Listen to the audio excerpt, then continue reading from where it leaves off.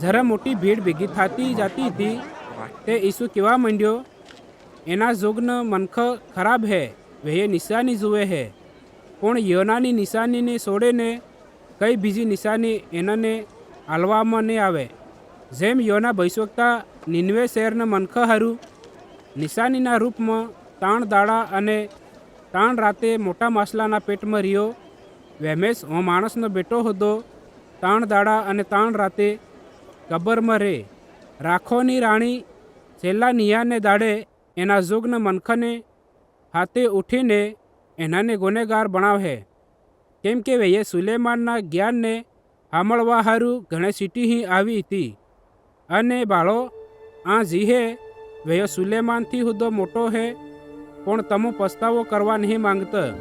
નિનવે શહેરના મનખ છેલ્લા નિયાને દાડે એના જમાનાના મનખને હાથે ઉઠીને એનાને ગુનેગાર બનાવે, કેમ કે એનવે યોનાનો પ્રસાર સાંભળીને પાપ કરવો છોડી દીધો.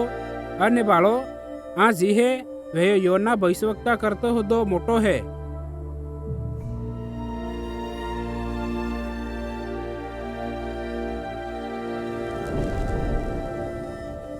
કોઈ મનક સમની બાળીને હોય કે ટોપલાની નીચે નહીં મેલતો, પણ ઓસાઈમાં મિલે હે કે મય આવવાવાળાને ઈજવાળું મળે.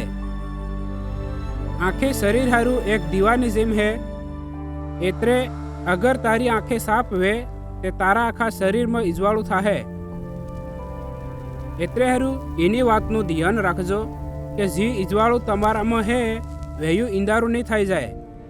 એટલે હારું તમારું આખું શરીર ઈજવાળું હે અને એના કોઈ ભાગમાં ઈંદારું નહીં રહે. તે બધી જગ્યા એવું ઈજવાળું થાહે જેવું એક દીવો પોતાના ઈજવાળાથી તમને ઈજવાળું આલે હે.